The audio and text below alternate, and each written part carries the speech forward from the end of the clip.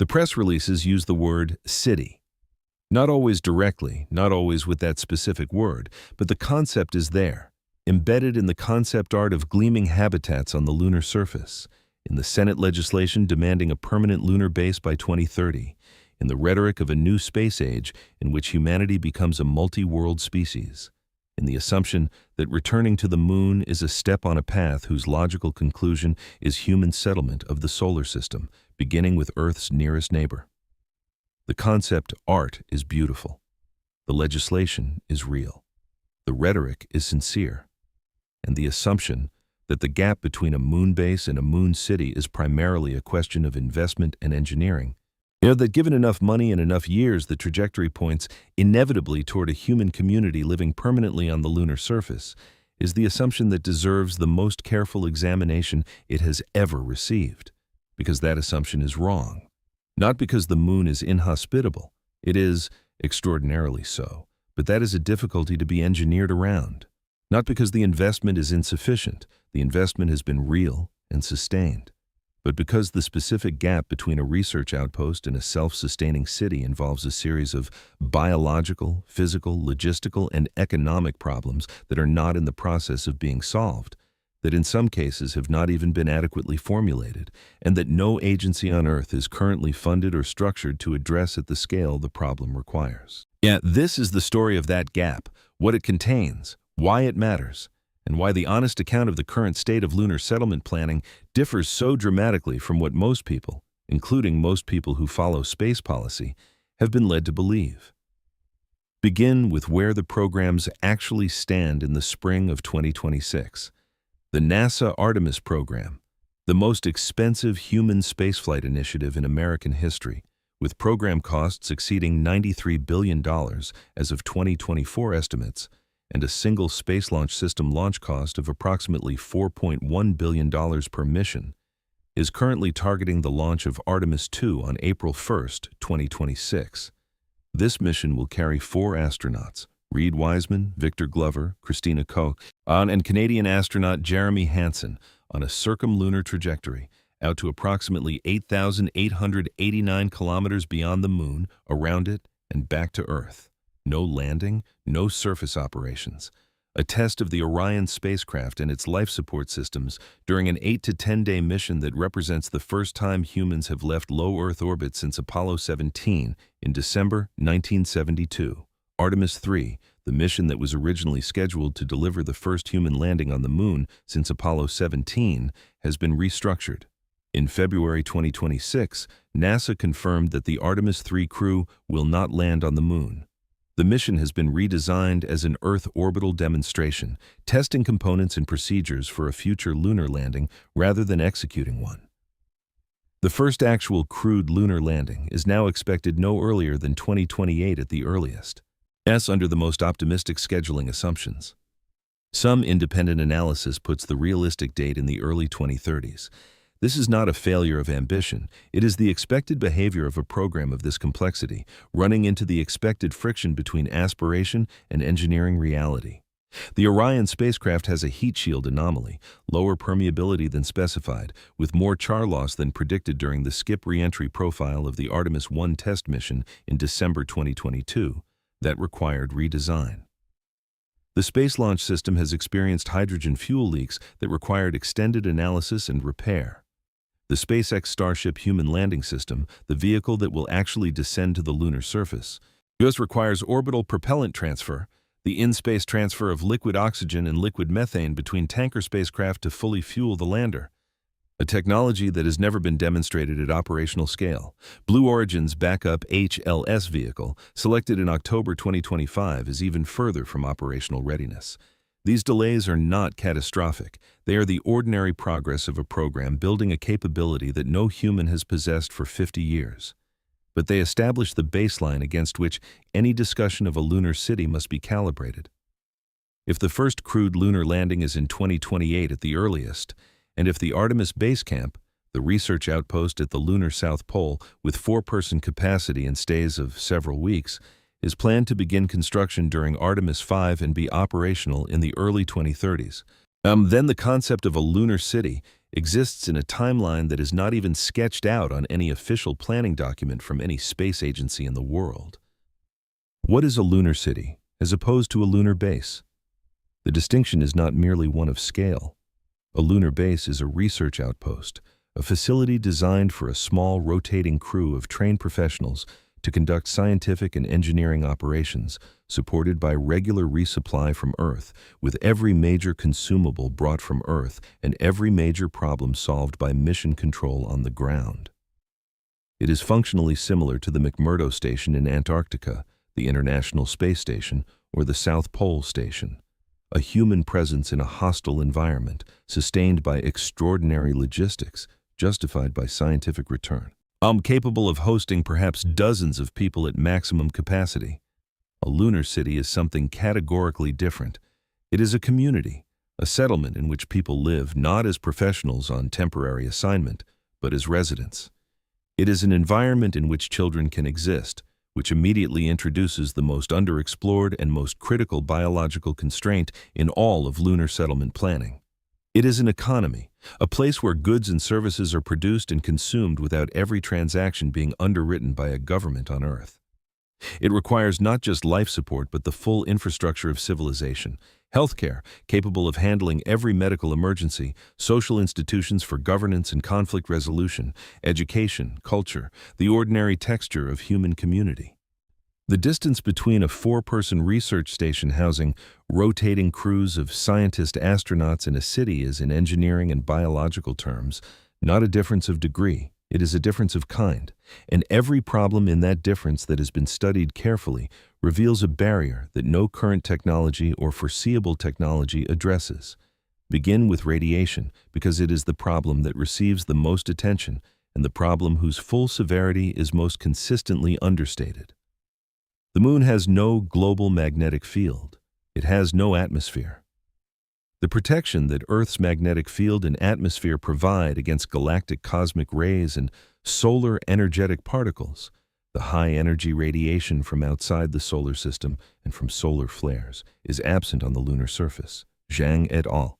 Yes, in their 2020 paper in Science Advances referenced in the description of this program, measured the first direct radiation dose rates on the lunar surface using instruments on China's Chang'e 4 lander at von Karman crater. They found an average dose equivalent rate of approximately 1,369 microsieverts per day, approximately 200 times the natural background radiation on Earth's surface, and approximately 2.6 times the radiation exposure of the International Space Station crew who are protected by Earth's magnetic field. The annual dose for an unshielded person on the lunar surface would be approximately 500 millisieverts per year.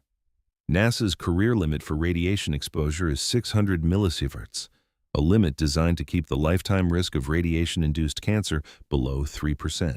An unshielded resident of the Moon would exceed this career limit in approximately 14 months. The shielding required to reduce surface exposure to levels acceptable for permanent residents is substantial. Approximately 2.5 to 3 meters of lunar regolith provides adequate shielding against galactic cosmic rays, those solar particle events, sudden intense bursts of protons from solar flares that can deliver enormous doses in hours, require additional storm shelters with heavier shielding. Building habitats buried under 2.5 to 3 meters of regolith or constructing equivalent radiation shielding using materials available on the Moon is technically possible. Add the 2024 discovery of a lunar lava tube in the Mare Tranquillitatis region, a subsurface void whose ceiling of 60 to 70 meters of rock would provide excellent radiation shielding, represents a potential natural solution to the shielding problem. But the radiation environment creates a biological constraint that transcends the engineering of shielding, the effect of chronic low-level radiation on the biological systems most sensitive to it. Children, fetuses, the developing nervous system, the developing immune system, the developing reproductive system. The radiation sensitivity of children is substantially higher than that of adults, and the radiation sensitivity of the developing fetus is higher still. The Apollo astronauts, and all healthy adult males, spending days on the Moon before returning to Earth, were exposed to radiation levels that their bodies could handle given the short duration of exposure.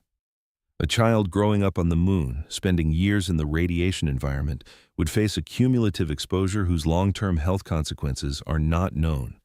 They have never been studied. No animal model for multi-year lunar radiation exposure in developing organisms exists.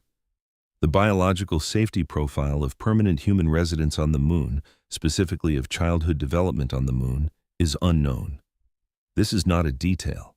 It is the central biological question that any discussion of a lunar city must confront. A city is a place where children grow up. The moon may be a place where children cannot safely grow up. And until that question is answered with data, which requires multi-generational studies in radiation analog environments that have not been conducted and are not currently funded, a lunar city has no biological foundation. The second barrier is equally under-discussed: lunar gravity. The moon's surface gravity is approximately 1.62 meters per second squared, 1/6 of Earth's 9.81. 1/6 gravity, not zero gravity, which is the condition that space medicine has studied most extensively through the ISS program, but 1/6 gravity, a specific intermediate gravitational environment whose long-term biological effects on adult humans have never been studied, and whose effects on children growing up in it have never been studied at all, from decades of ISS research on prolonged zero gravity. And the effects of gravitational deprivation are well documented and severe. Bone density loss of 1 to 2% per month in the spine and hip, continuing throughout the zero gravity exposure, muscle atrophy throughout the body, cardiovascular deconditioning as the heart reduces its output in response to reduced hydrostatic demand. Fluid shifts toward the head, causing intracranial pressure increases that produce what NASA calls spaceflight-associated neuroocular syndrome. Structural changes to the optic nerve, flattening of the eyeball, changes in visual acuity that affect approximately 60 to 70% of long-duration astronauts. Immune system dysregulation. 1/6 gravity would produce reduced versions of these effects compared to zero gravity. The moon is not weightless. And the skeletal and muscular loading of moving in lunar gravity would slow the degradation. But reduced versions of severe effects are still significant. Bone density loss rates in lunar gravity are unknown. The long-term cardiovascular profile of permanent lunar residence is unknown. Whether the exercise countermeasures that keep ISS astronauts marginally functional in zero gravity would be sufficient to maintain healthy physiology in lunar gravity over years is unknown. And children. The human musculoskeletal system develops in response to the gravitational loading it experiences during growth. Bones grow in response to the stresses placed on them. Muscles develop in response to the loads they carry. While the vestibular system, the inner ear mechanism that provides the brain with information about orientation and motion, calibrates itself during development. A child growing up in 1/6 gravity would not simply be a small adult experiencing reduced gravity. They would be a developing biological system calibrating itself to 1/6 gravity. Their bone density would develop for 1/6 gravity loads. Their muscles would develop for 1/6 gravity effort. Their vestibular system would calibrate for 1/6 gravity orientation cues. This means they might not be able to return to Earth, not without severe medical consequences.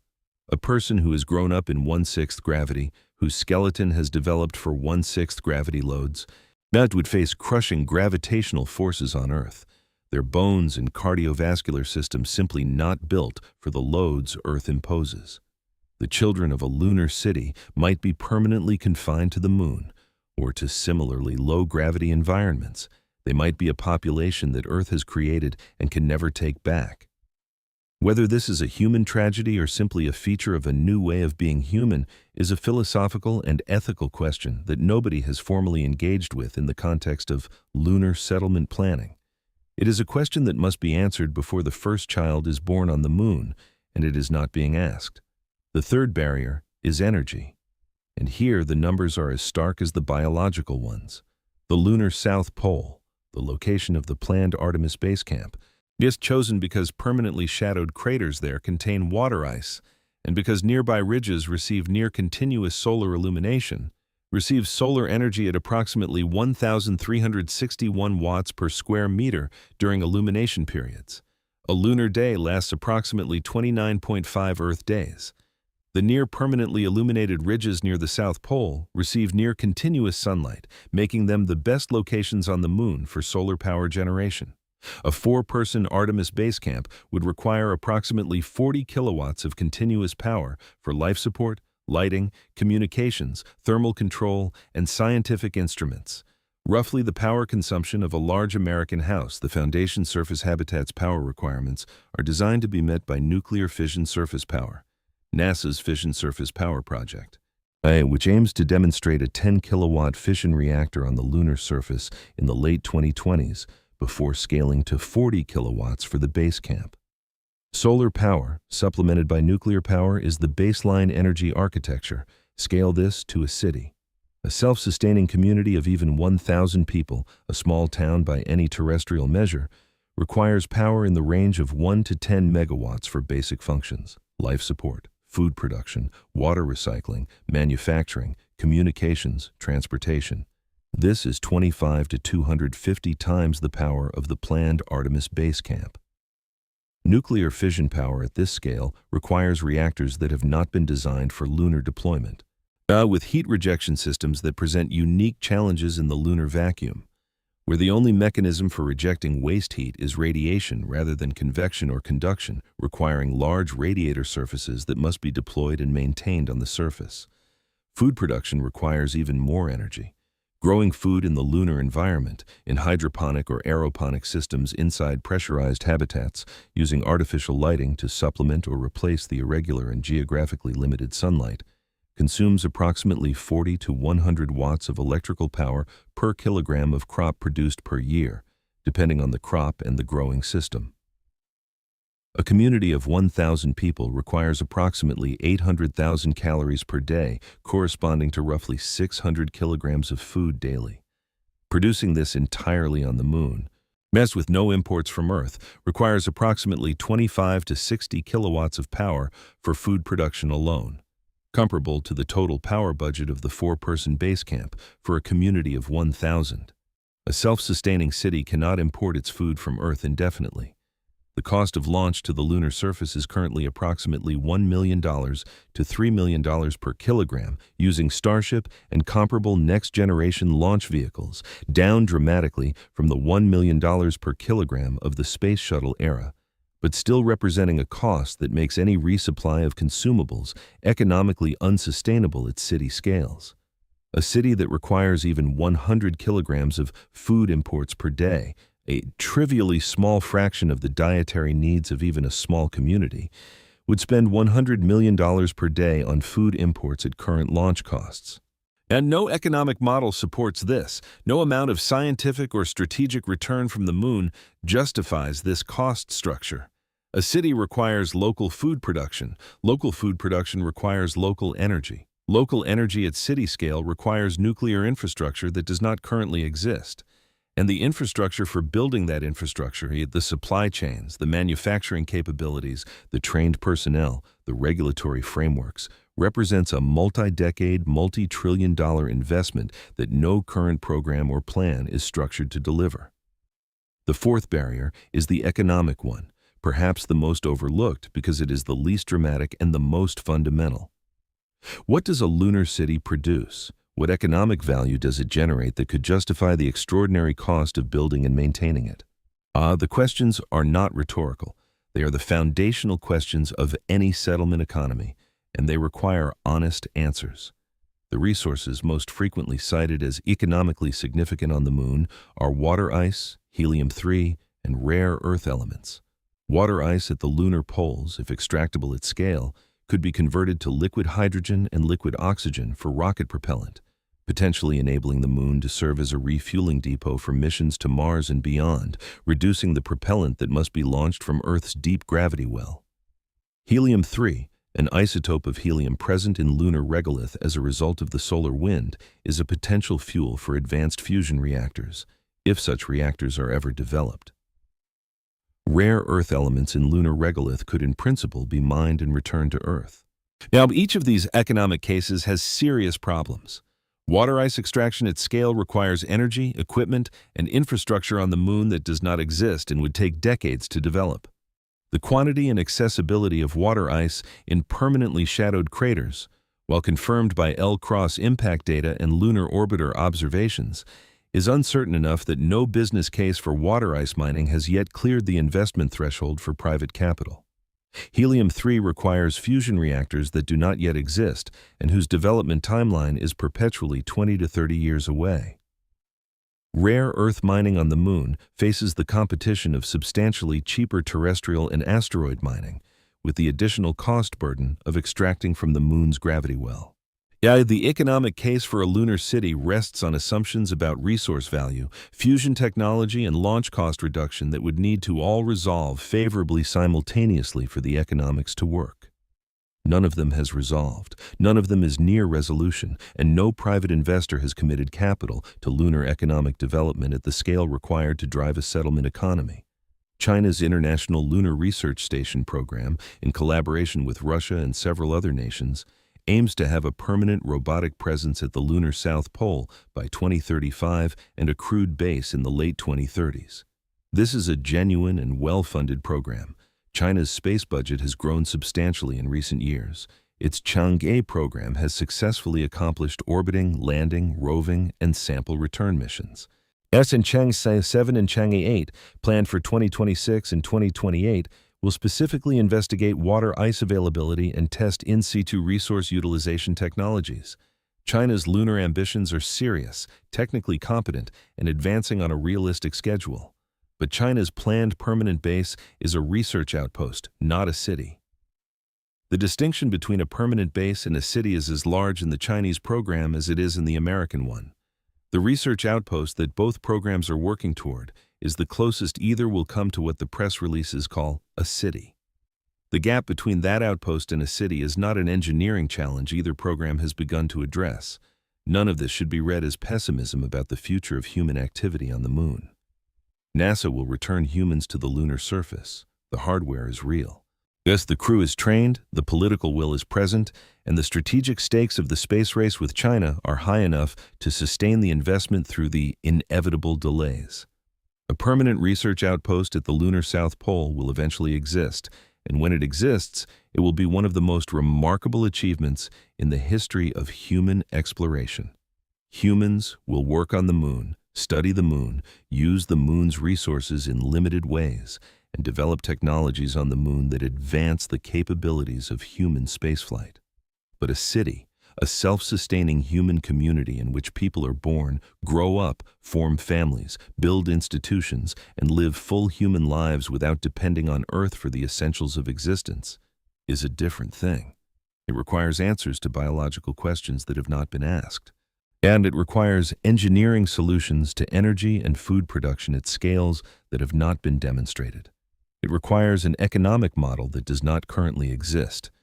It requires answers to the moral question of whether it is ethical to raise children in an environment whose effects on development are unknown.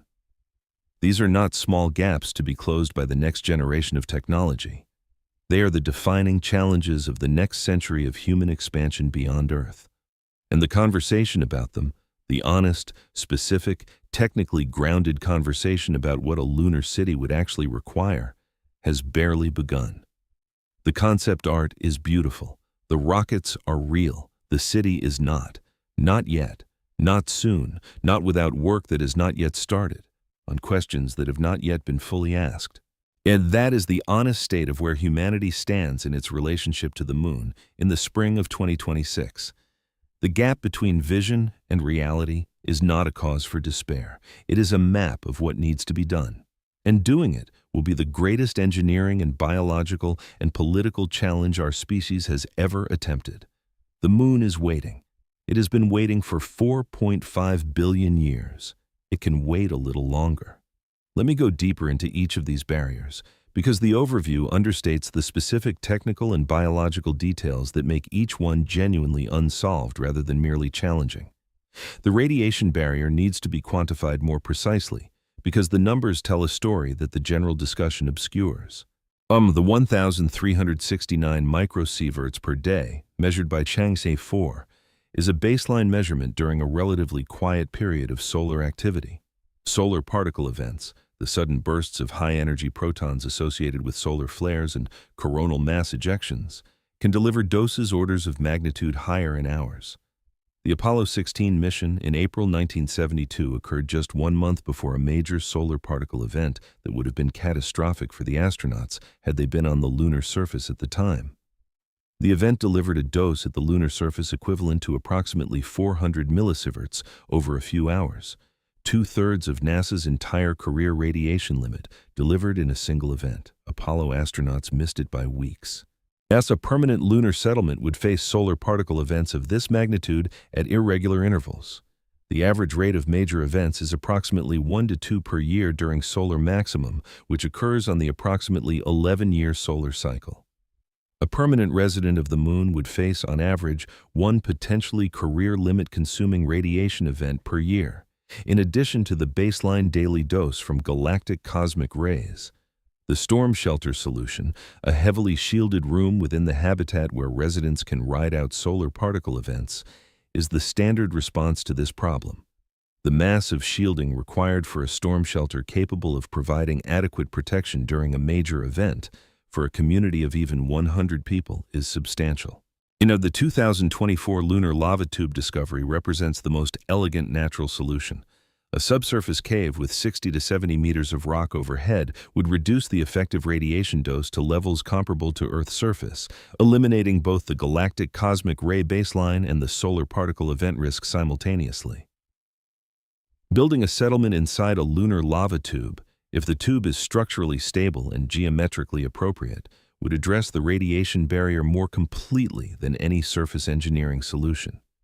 But the 2024 discovery is of a single tube in Mare Tranquillitatis, not near the South Pole where water ice is located and where every current settlement plan is centered. The topography of lunar lava tube networks near the South Pole is not yet characterized. Whether suitable tubes exist in the right locations, with the right dimensions, with the right structural stability for engineering development is unknown. Mapping the subsurface lunar cave network, the prerequisite for any assessment of its utility for settlement, requires geophysical surveys that have not been conducted. The dust problem is a second dimension of the surface environment that receives less attention than radiation, but that proved to be one of the most serious practical challenges of the Apollo program and remains unresolved. Lunar dust, the regolith that covers the lunar surface to depths of meters, created by billions of years of micrometeoroid bombardment that has ground the surface rock into fine particles, is unlike any dust on Earth. On Earth, dust particles are weathered, rounded by wind, water, and repeated physical contact. Lunar dust has never been weathered. It is freshly fractured rock, with sharp, jagged, irregular edges at the microscopic level. Under a scanning electron microscope, lunar dust particles look like broken glass. This morphology has consequences. On Earth, dust that enters the lungs is rounded enough that the body can remove it through mucociliary transport, the same mechanism that removes other fine particles. Lunar dust, with its sharp, irregular edges, embeds itself in lung tissue and is not removed. The condition caused by chronic inhalation of fine silicate dust is called silicosis, a progressive, irreversible, and fatal scarring of the lung tissue.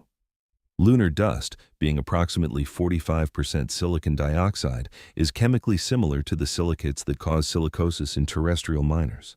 The specific biological toxicity of lunar dust at the particle sizes and shapes found on the lunar surface has not been fully characterized, because no long-duration human exposure to lunar dust has occurred, and no animal model has been adequately studied.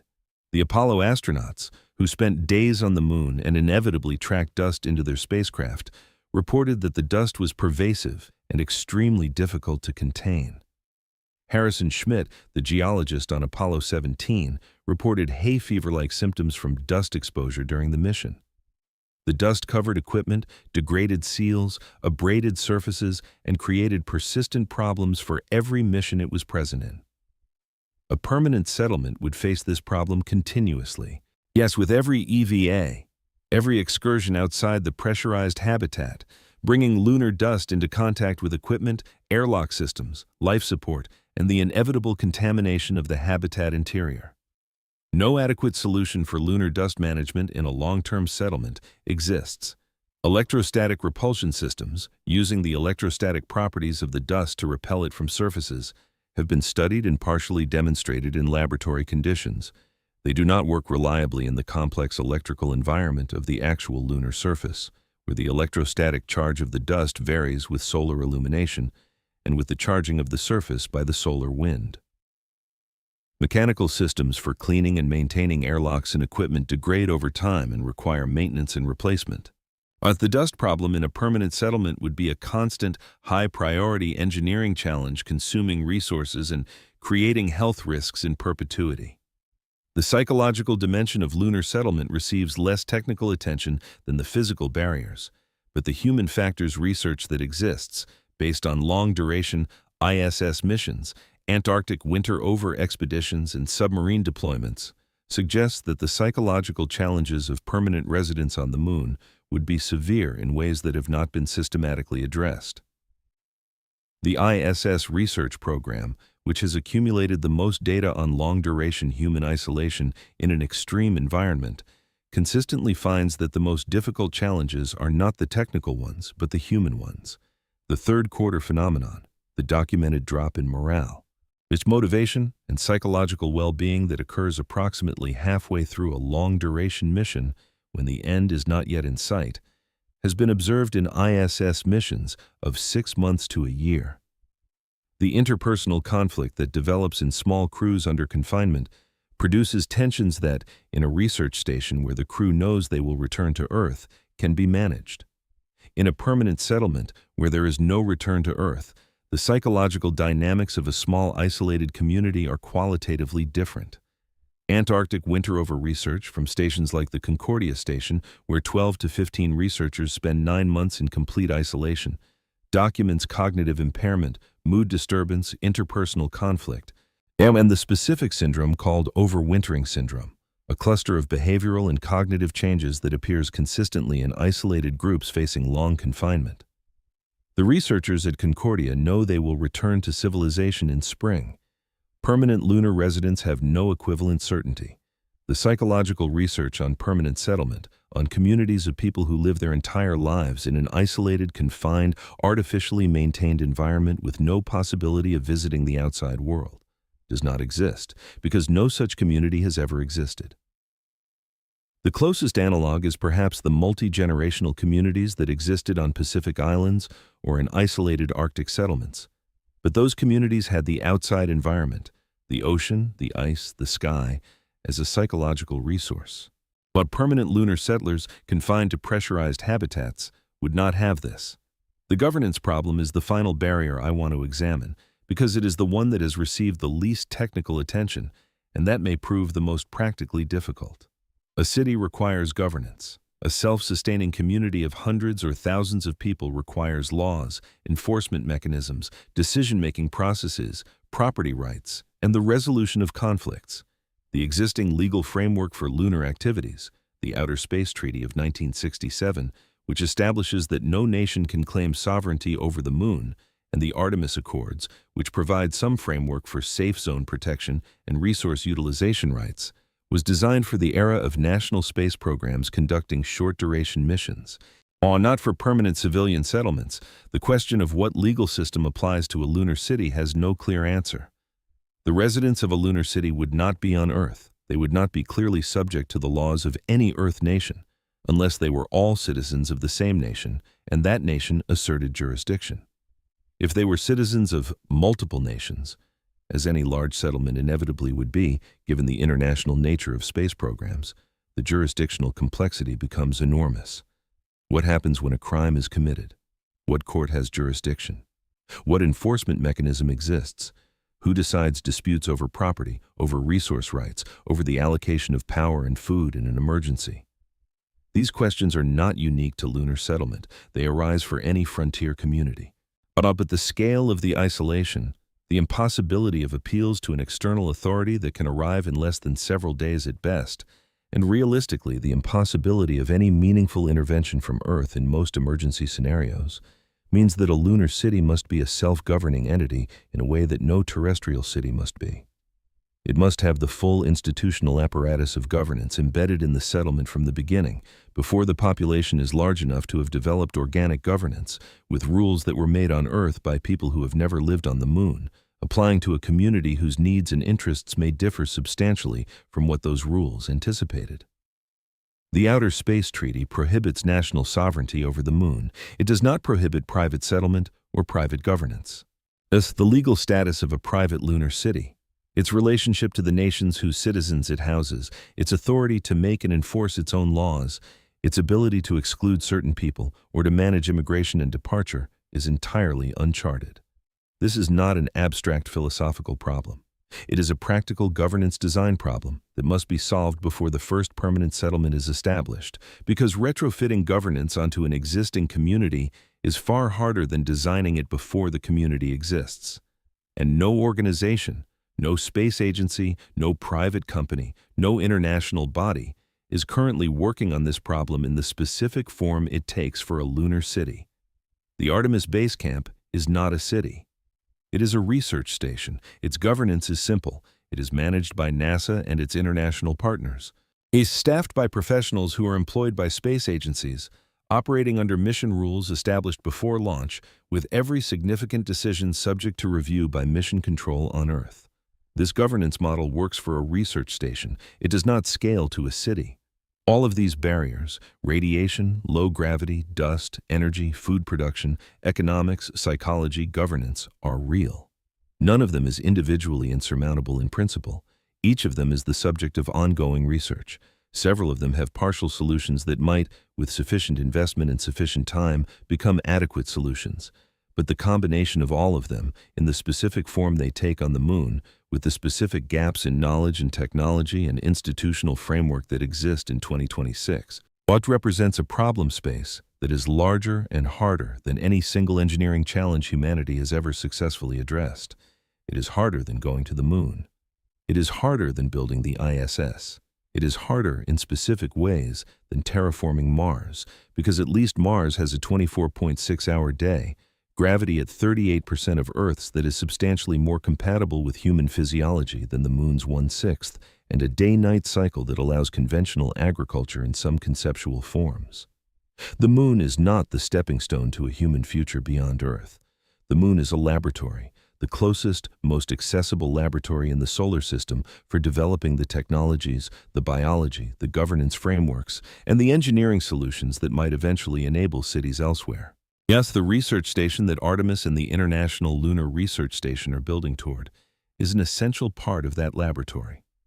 The biology of low gravity, the challenges of long-duration isolation, the extraction of water ice and its conversion to rocket propellant, the performance of nuclear power in the lunar environment, the behavior of construction materials in lunar vacuum and temperature cycling, all of these will be studied at the South Pole Base Camp, and the knowledge gained will inform every subsequent effort at human settlement beyond Earth. That is what a lunar base is for. That is what it can be. That is what the investment of the Artemis program and its international counterparts can realistically deliver. A city is a different thing.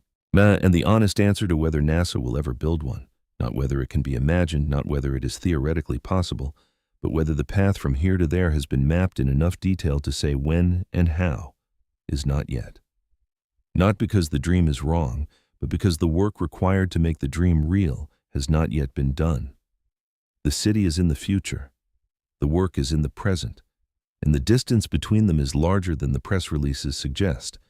There is one more dimension of this problem that deserves to be addressed directly, because it is the dimension that the most optimistic voices in the space community point to when challenged on the feasibility of a lunar city: the argument from cost reduction. The argument goes like this: launch costs are falling. SpaceX's Falcon 9 reduced the cost of getting to low Earth orbit from approximately $54,000 per kilogram on the space shuttle to approximately $2,700 per kilogram. Starship, when fully operational, aims to reduce this further to perhaps $100 per kilogram to low Earth orbit, and perhaps $1,000 per kilogram to the lunar surface. At $1,000 per kilogram, the economics of lunar resupply look less catastrophically unfavorable than at $1 million per kilogram. Perhaps, the argument continues, as launch costs continue to fall, the economic barriers to a lunar city dissolve. This argument contains a kernel of truth and a substantial error. The kernel of truth. Launch cost reduction is real. It has dramatically changed the economics of certain space applications. And Starship's eventual operational cost per kilogram will be lower than any previous heavy-lift vehicle. The economic environment for lunar development in the 2030s and 2040s will be qualitatively different from today's. The substantial error, even at $1,000 per kilogram, the economics of supplying a city of 1,000 people entirely from Earth are untenable. A city of 1,000 people requires, at absolute minimum, approximately 1 kilogram per person per day of food, water, and other consumables that cannot be locally produced. 1,000 kilograms per day, or $1 million per day at $1,000 per kilogram, or $365 million per year. This is the lower bound, assuming that everything that can possibly be produced locally is produced locally, that the water recycling is perfect, that all food is grown on the moon, and that every consumable not producible from lunar resources is eliminated. In practice, the resupply requirement for a functioning settlement would be substantially higher. $365 million per year in resupply costs for a city of 1,000 people. For comparison, the International Space Station, a crew of approximately 7 people, costs approximately $3 to $4 billion per year to operate, of which a substantial fraction is resupply. A city of 1,000 people at ISS level per capita operating costs would cost $400 billion to $500 billion per year. Even with launch cost reductions of 2 orders of magnitude, the per capita operating cost of a non-self-sustaining lunar settlement would exceed the per capita GDP of any nation on Earth. A city must be self-sustaining. The economics of resupply from Earth at any foreseeable launch cost make external supply of basic needs economically impossible at city scales. And self-sustaining requires local food production, local energy, local water recycling, local manufacturing, local medicine, local everything. The technologies for local everything do not yet exist at the required scale or reliability. The cost reduction argument postpones the problem without solving it. At $100 per kilogram to the lunar surface, a cost that may never be achieved for a fully crewed vehicle with life support, but that is the theoretical endpoint of rapid launch cost reduction. The economics of a non-self-sustaining city are still impossible.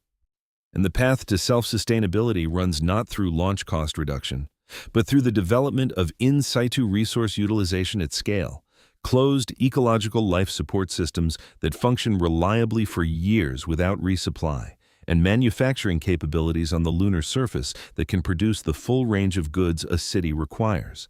None of these have been demonstrated at scale. All of them are the subject of research. The research is producing results. Small demonstrations of water ice extraction from lunar analog materials, small-scale closed ecological systems in ground-based testing, 3D printing of structures from simulated lunar regolith, small nuclear reactors for surface power. The trajectory of the research is toward eventual capability. But the distance between the current demonstrations and the scale required for a city is several orders of magnitude in every relevant dimension. The honest statement of where we stand is this: the Artemis program and its international counterparts are building the foundation for the knowledge needed to eventually settle the moon. The foundation is real. The knowledge will be valuable. The research outpost that will eventually exist at the lunar South Pole will be one of the most impressive achievements in human exploration history. And between that research outpost and the city that the concept art depicts and the press releases imply, there is a gap measured not in years but in decades of work on problems that have not been adequately defined by institutions that have not yet been created, or funded by economic models that have not yet been validated. The city is not never. It is not a fantasy. The physical environment of the moon does not make it impossible in principle. But it is not soon, and it is not inevitable. And it will not happen because the rockets are getting cheaper. It will happen because the biology of low gravity in children has been studied and the risk has been characterized. Because the radiation mitigation for multi-decade residents has been engineered and validated. Because the closed ecological life support systems have been demonstrated at city scale. Because the economic model for lunar resource utilization has produced actual returns to actual investors. Because the governance framework for a self-governing community on the moon has been designed and tested and accepted by the people who will live under it. Each of these conditions is a decade or more of serious, focused, well-funded work away from being met. Most of them are not currently being worked on at the required scale or with the required urgency. The concept, art is beautiful. The rockets are real. The research station is coming. The city is waiting. It is waiting not for technology that does not exist, but for work that has not been done. And that work, the hardest, most consequential, most underinvested work in the history of human expansion, is what stands between where we are and where we are telling ourselves we are going. The moon is waiting. It has been waiting for a very long time. It has the patience that only ancient, silent, airless places have. And the only thing it requires of us is honesty about the distance between where we stand and where we want to go. That distance is larger than the press releases say, and closing it will be the defining challenge of the next century of human civilization, if we choose to close it at all.